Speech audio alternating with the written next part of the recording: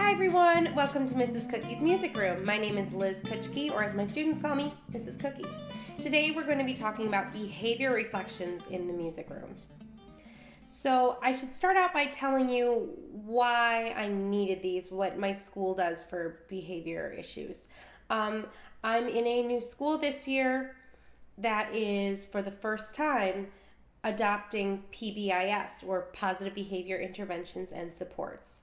For those of you who are not as familiar with it, it is a way of, it's basically you acknowledge the positive behavior choices that students make and reward those, and have different interventions and supports to support those students who need help making those better choices. Like tier 2, as they call it, which is like check-in, check-out system with another teacher or what have you. Another aspect of PBIS is that you need to have school-wide expectations that no matter where you are, whatever classroom, the gym, the hallway, the cafeteria, all of it, same rules, same progressive discipline steps.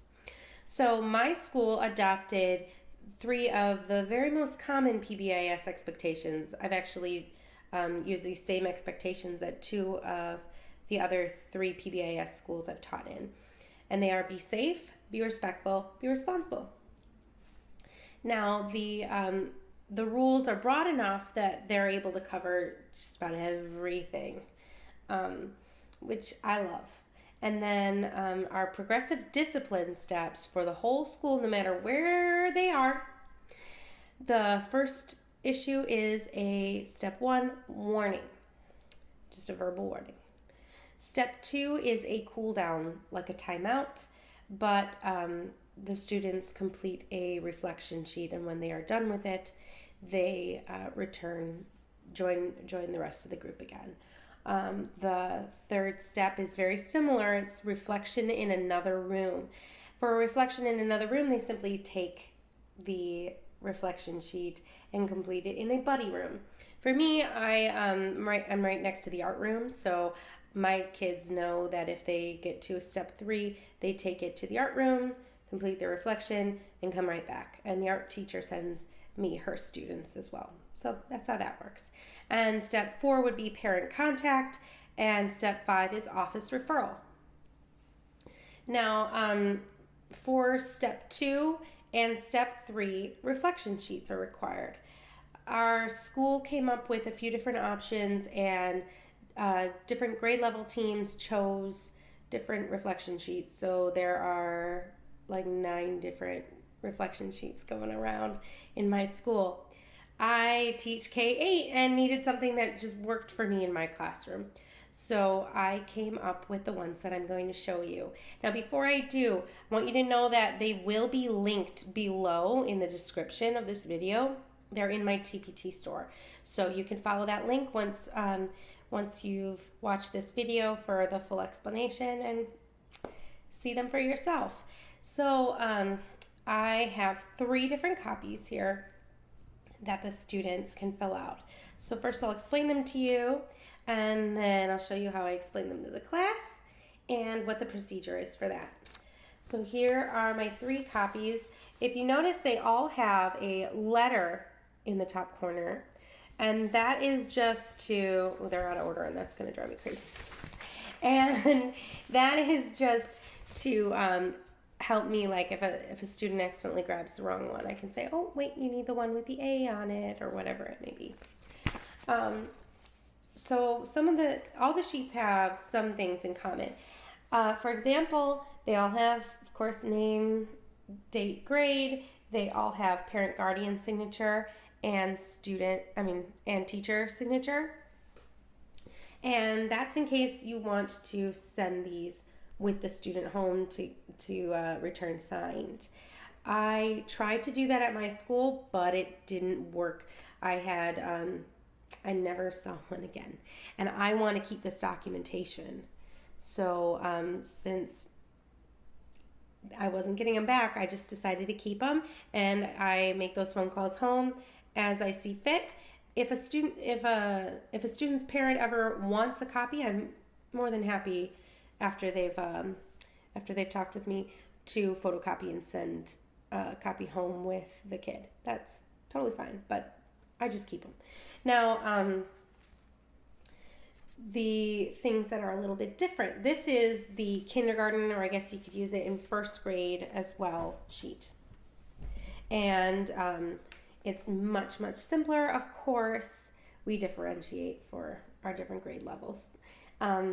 First, they circle how they feel, and there's just 4 different choices for them. Scared, happy, sad, mad. They just circle how they feel about what happened. And then here they can answer what happened. I left it just as a box because, especially at this age, they'll probably be drawing what happened. And then there's a thumbs up or a thumbs down to circle for if they're ready to return. Once they've completed the sheet, and there is a thumbs up, then they can rejoin the class. But I'll talk about that a little bit more in a minute. Sheet B is similar, but there's some new options. And so you still have the circle how you feel. You still have what happened. This one I use with 1st through 3rd grade. And sometimes I'll even give it to the kindergartners, and it's fine. I've explained it to them as well.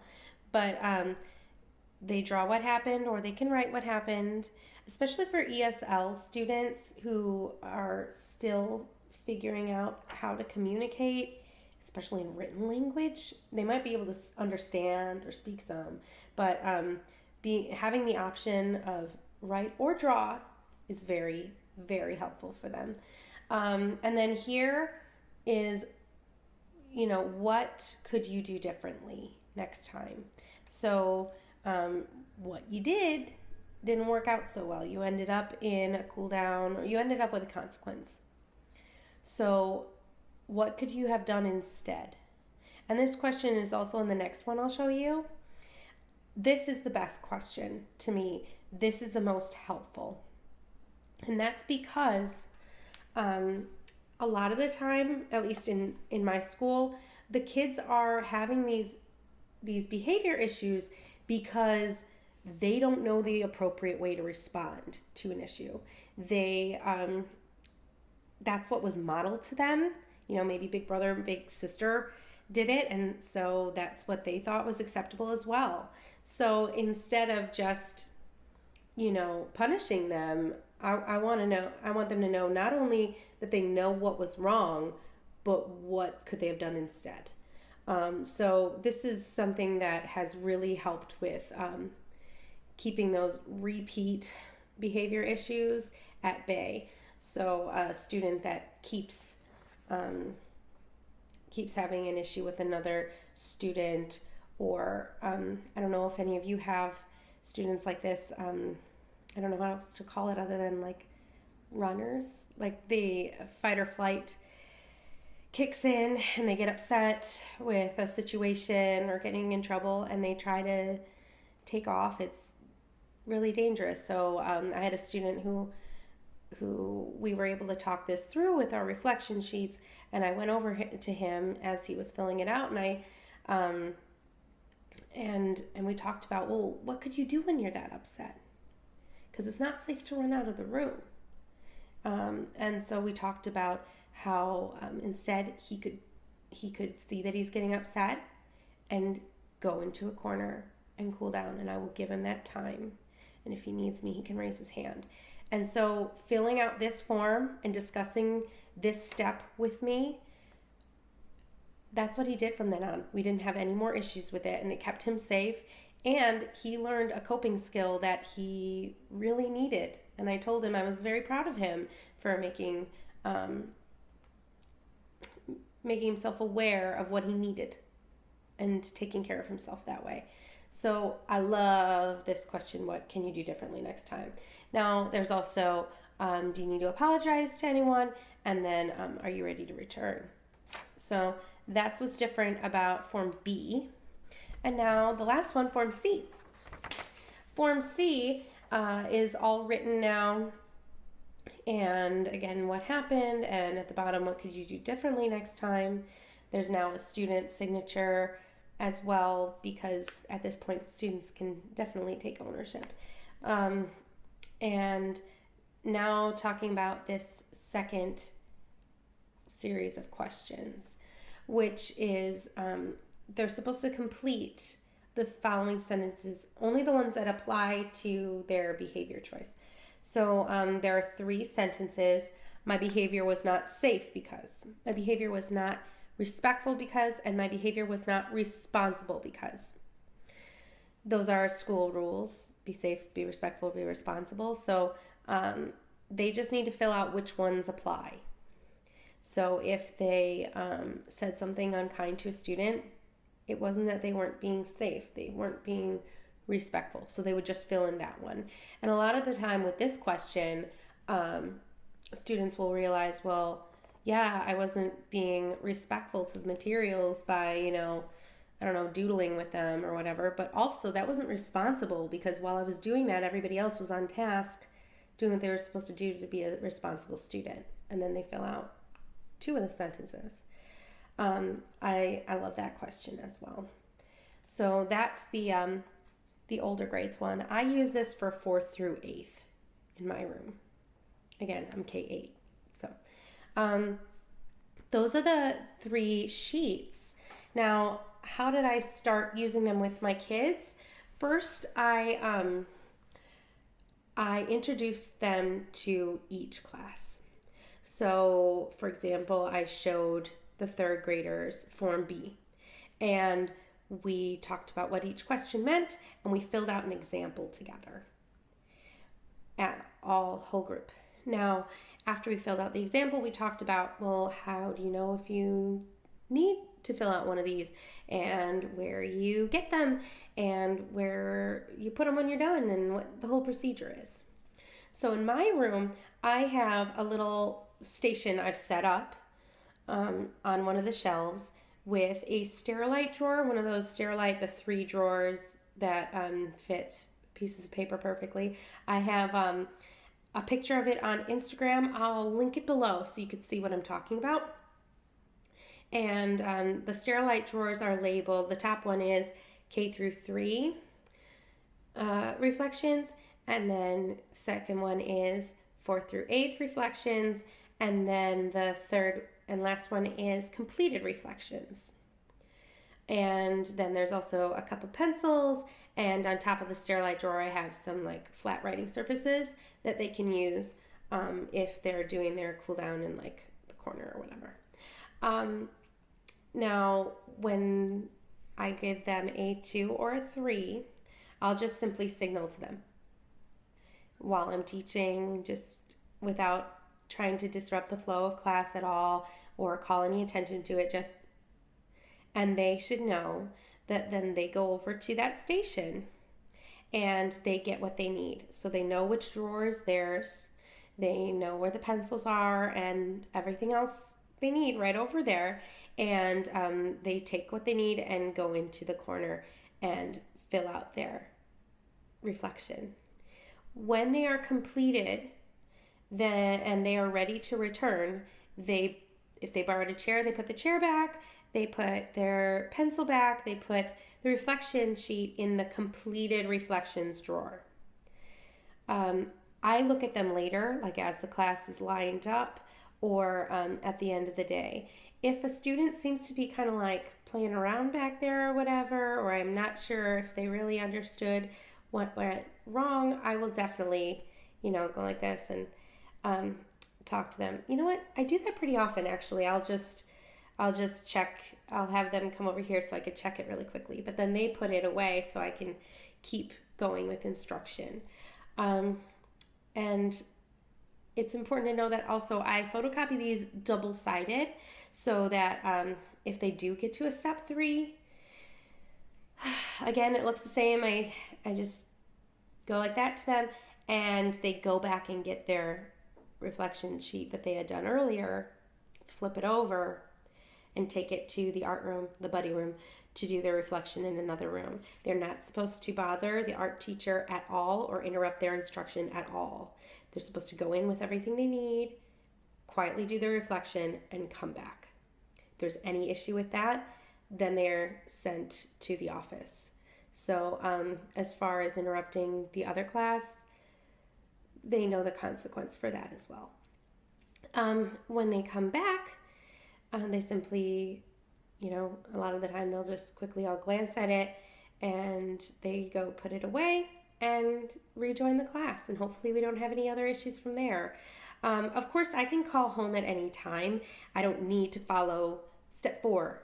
But by step 4, if we have an issue where they need to do a reflection, then yes, I'm definitely calling home, but I can call home at any time. Just wanted to make that clear. So I go through how to fill out the sheet and the whole procedure for the sheet before anyone ever needs to do one. And that eliminates a lot of the interruptions in instruction. If I get a new student in or whatever, then sometimes I need to explain it to a kid the first time. But it's really helped to just do the whole group first. These reflection sheets have really helped in my teaching because then I don't have as many, as I said, repeat issues because we do talk over what they wrote.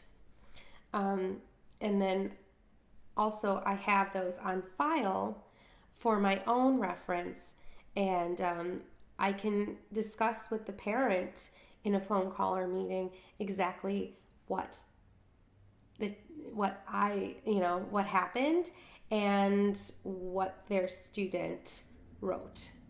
You might ask, how many of these do I have students do during the day? The answer is anywhere from 0 to 7. Now, there are good days and there are not so good days with those. And you all know that there's some classes where you can get through so much more than other classes just because of the blending of the kids and, different personalities feeding off of each other.